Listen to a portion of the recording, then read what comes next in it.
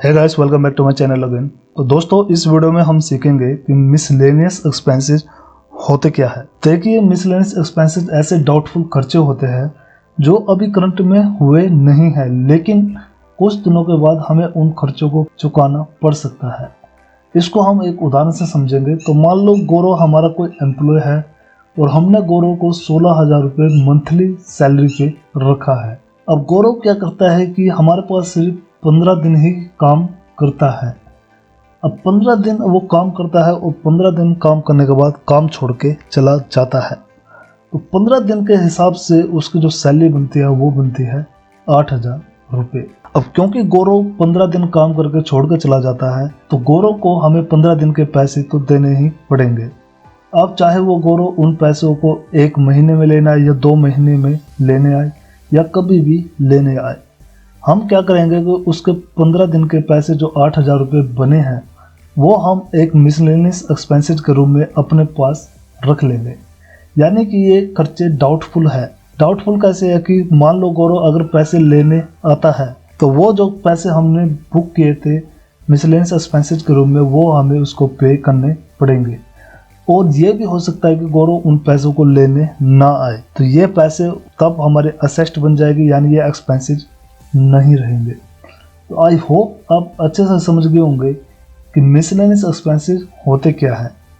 अब हम जान लेते हैं कि मिसलेनियस एक्सपेंसेस की एंट्री हम किस तरह से करेंगे। देखिए, जो गौरव 15 दिन का काम करके गया है, तो सबसे पहले हम उसके 15 दिन के पैसे को मिसलेनियस एक्सपेंसेस के रूप में बुक करेंगे। अब खर्चों को बुक करने के लिए जो सबसे पहले डेबिट होगा वो होगा हमारा सैलरी मिसलेनियस एक्सपेंसेस अकाउंट, जो कि होगा हमारे 8,000 रुपये से। तो हम एक मिसलेनियस में उसका 8,000 रुपये बुक कर लेंगे और क्रेडिट करेंगे हम गौरव को, यानी कि जो गौरव था उसको हम 8,000 रुपये से क्रेडिट कर देंगे। दूसरी एंट्री, अगर गौरव अपने पैसे लेने आ जाता है तो देन हम उसको उसकी पेमेंट करेंगे, जिसमें डेबिट हो जाएगा गौरव 8,000 रुपये से और क्रेडिट हो जाएगा हमारा कैश या फिर बैंक 8,000 रुपये से। यानी कि आप उसको जब पेमेंट करोगे या तो कैश में करोगे या बैंक से करोगे, तो हमारा कैश या बैंक जो है वो क्रेडिट हो जाएगा। अब हमने 2 एंट्री यहाँ पे कर लिया है, जिसमें हमने पहले खर्चों को बुक कर लिया है कि ये 8,000 रुपये हमने अपने पास खर्चे बुक कर लिया है, जो कि गौरव की 15 दिन की सैलरी है। और जब अगर गौरव उन पैसों को मांगने आ जाता है तो हमने गौरव को उसकी पेमेंट कर भी दी है 8,000 रुपया। अब हम क्या करेंगे, जो हमने खर्चे बुक किए थे वो खर्चे हमारे एक्सपेंसेस में बदल गए, यानी कि हमने उसकी पेमेंट कर दी है। अब हमें उसको, जो हमने खर्चे बुक किए थे उसको अपने एक्सपेंसेस में एडजस्ट करना है। तो हम एक एक्सपेंसेस एडजस्ट की एक एंट्री और करेंगे यहाँ पे, जिसमें हम डेबिट करेंगे स्टाफ सैलरी को 8,000 रुपये से और क्रेडिट करेंगे जो हमने मिसलेनियस एक्सपेंसेस बुक किए थे उसको एडजस्ट करने के लिए हम क्रेडिट करेंगे यहाँ पे 8,000 रुपये से। तो ये यहाँ पे 3 एंट्री यहाँ पे होगी सिंपल सी मिसलेनियस एक्सपेंसेस की। अगर दोस्तों आपको इससे रिलेटेड कोई डाउट है या कोई भी दिक्कत है तो वो दिक्कत भी आपकी एंट्री करते टाइम क्लियर हो जाएगी। तो अब हम जान लेते हैं कि जो मिसलेनियस एक्सपेंसेस का जो नेचर होता है वो किस तरह का होता है। तो देखिए, जो हमारा गौरव एम्प्लॉय है हमने उसको 8,000 रुपये पे करने हैं 15 दिन के। अगर गौरव हमसे वे 8,000 रुपये ले जाता है तो फिर जो इसका नेचर होगा वो एक्सपेंसेस का हो जाएगा। यानी कि गौरव को हमने सैलरी पे करनी है और गौरव हमसे वे 8,000 रुपये ले जाता है, तो ये हमारे खर्चे में बदल जाएंगे और इसका नेचर हो जाएगा एक्सपेंसेस का। लेकिन अगर गौरव वे 8,000 रुपये लेने ही नहीं आता, यानी कि वो 8,000 रुपये अगर लेने नहीं आता, तो जो 8,000 रुपये हमने बुक किए थे वो हमारे पास ही रहेंगे, जो कि वो हमारी संपत्ति कहलाएगा। तो देखिए दोस्तों, मिसलेनियस एक्सपेंसेस का नेचर एक्सपेंसेस का भी हो सकता है और असेस्ट का भी हो सकता है।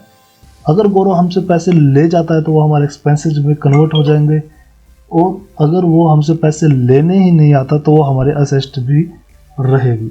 तो आई होप आप अच्छे से समझ गए होंगे कि मिसलेनियस एक्सपेंसेस होते क्या है और उसका नेचर किस तरह का होता है। अब हम जान लेते हैं कि मिसलेनियस एक्सपेंस की एंट्री टैली ERP 9 में किस तरह से होगी। तो चलिए चलते हैं अपने टैली ERP 9 पे। तो दोस्तों, यहाँ हम अपने टैली ERP 9 पे आ गए हैं तो सबसे पहले दोस्तों मैं दिखा देता हूँ, कंपनी का मालिक है उसने 8,000 रुपये दिए हैं मिसलेनियस एक्सपेंसेस के रूम में बुक करने के लिए, जो कि हमने गौरव की सैलरी पे करनी है। तो वापस टैली में जाएंगे और क्वांटिटी करने के लिए हम वही प्रेस करेंगे, वाउचर पे जाएंगे। अब जो इसकी एंट्री होगी वो हमारी जर्नल में होगी। तो देखिए सबसे पहले हम जो गौरव ने 15 दिन काम किया है उसके 8,000 रुपये हम यहाँ पे बुक करेंगे और उसका एक लेजर बनाएंगे, ओल्ड सी करेंगे और यहाँ पे एक लेजर बनाएंगे सैलरी मिसलेनियस एक्सपेंसिव, और इसका जो ग्रुप जाएगा वो हमारे मिसलेनियस एक्सपेंसेज में जाएगा। तो देखिए मिसलेनियस एक्सपेंसेज को एंटर करेंगे उसको करेंगे एंटर। तो यहाँ पे 8,000 रुपये हम बुक कर रहे हैं। दूसरा हम किसके लिए 8,000 रुपये हमने किसको पे करने हैं, वो हमने गौरव को पे करने हैं। ओल्ड सी करेंगे और गौरव के यहाँ पे हम 8,000 रुपये बुक कर देंगे। गौरव जो है हमारा लेनदार है, तो उसको जो ग्रुप आएगा सन्डी क्रेडिटर का आएगा। एंटर करेंगे एंटर करके इसको कर देंगे हम एंटर। अब 8,000 रुपये यहाँ पे गौरव का बैलेंस दिखा रहा है कि हमने गौरव को 8,000 रुपये देने हैं। तो देखिए दोस्तों अब रूल के अकॉर्डिंग देख लेते हैं ये एंट्री सही है या नहीं है। तो देखिए सैलरी में एक्सपेंसेस जो है अभी तक ये हमारी असेस्ट है और यह असेस्ट बढ़ रही है, क्योंकि जब तक ये दोस्तों पे नहीं हो जाते ये हमारी असेस्ट रहेगी, इसलिए हमने इसको डेबिट किया। दूसरा जो गौरव है वो हमारा लेनदार है और लेनदार भी यहाँ पे बढ़ रही है, और जब भी लेनदार हमारे बढ़ते हैं तो उसको हम क्रेडिट करते हैं। तो रूल के अकॉर्डिंग एंट्री बिल्कुल सही है। एंटर करेंगे और करेंगे एंटर। तो अगर मैं अपने बैलेंस शीट में जाकर यहाँ पे देखूँ और यहाँ से बी प्रेस करूँगा और ओल्ड F1 करूँगा, नीचे में आप देख सकते हो कि मिसलेनियस एक्सपेंसेस का हमारे पास 8,000 रुपये है और ये 8,000 रुपये जो है हमारी असेस्ट में शो कर रहा है, क्योंकि ये हमने अभी तक पे नहीं किया है। ये हमारे 8,000 रुपये असेस्ट के रूम में है। अब होता क्या है कि गौरव उन पैसों को लेने के लिए आ जाता है और हम उसको उसकी पेमेंट की एंट्री टैली RP9 में करेंगे। तो एस्केप जाएंगे, वाउचर पर प्रेस करेंगे और पेमेंट की एंट्री करने के लिए F5 प्रेस करेंगे। तो यहाँ पे हमने जो पैसे पे किए वो गौरव को पे किए हैं। तो आप देख सकते हो कि यहाँ गौरव के 8,000 रुपये क्रेडिट बैलेंस है। क्रेडिट बैलेंस दोस्तों या तो हमारी लायबिलिटी का होता है या हमारी इनकम का होता है। तो यह हमारी लायबिलिटी है और जैसे हम यहाँ पे 8,000 रुपये डाल के एंटर करते हैं यहाँ पे गौरव का बैलेंस यहाँ पे 0 हो जाएगा। दूसरा हमने जो अगर इसको पेमेंट की है तो वो कैश से की है या फिर बैंक से की होगी। तो यहाँ पे हम मान लेते हैं कि हमने इसको कैश पे किया है और कर देंगे एंटर। और रूल के अकॉर्डिंग देख लेते हैं कि एंट्री सही है या नहीं है। गौरव हमारा लेनदार था, यानी ये हमारी लायबिलिटी थी। यहाँ पे हमारी लायबिलिटी कम हो रही है, जब लायबिलिटी कम होती है उसको डेबिट करते हैं, इसलिए हमने इसको डेबिट किया है। दूसरा हमने जो पैसे दिया वो अपने कैश से दिया है और कैश हमारा कम हो रहा है। कैश हमारा कम हो रहा है यानी हमारी असेस्ट कम हो रही है, और जब असेस्ट कम होती है तो उसको हम क्रेडिट करते हैं। तो रूल का अकॉर्डिंग एंट्री बिल्कुल सही है। एंटर करेंगे और करेंगे एंटर। तो इस तरह से ये एंट्री हमारी कंप्लीट हो जाएगी। तो अब हम गौरव को एक बार लेजर चेक करेंगे। यहाँ पे डिस्प्ले अकाउंट बुक लेजर में जाएंगे और गौरव को हम लेजर चेक करेंगे एंटर। तो गौरव ने काम किया था यहाँ पे 8,000 रुपये और 8,000 हमने उसकी पेमेंट कर दी है। अब बैलेंस शीट पे जाकर देखते हैं कि इसका क्या इफेक्ट पड़ता है। तो बैलेंस शीट पे हम जाएंगे और ओल्ड F1 करेंगे। तो आप देख सकते हो कि दोस्तों जो मिसलेनियस एक्सपेंसिव पहले 8,000 रुपये शो कर रहा था वो अभी भी 8,000 रुपये शो कर रहा है। इसका रीज़न क्या है? तो देखिए जब हमने ये खर्चे बुक किए थे तो उस समय ये हमारी असेस्ट थी। अब हमने क्या है कि जो हमने असेस्ट अपने बुक की थी, जो हमने मिसलेनियस एक्सपेंसेस अपने खर्चे बुक किए थे उसकी हमने पेमेंट कर दिया है, वो हमारे खर्चे में बदल गया है। तो इसलिए हमें अपने जो ये असेस्ट दिखा रहा है इसको एडजस्ट करने के लिए खर्चों में इनकी सैलरी दिखानी पड़ेगी। तो उसकी एंट्री हम किस तरह से करेंगे वो देख लेते हैं। तो वापस हम अपने बैक जाएंगे, काउंटिंग वाउचर में आएंगे और सैलरी एडजस्ट करने के लिए जर्नल वाउचर में जाएंगे, F7 प्रेस करेंगे।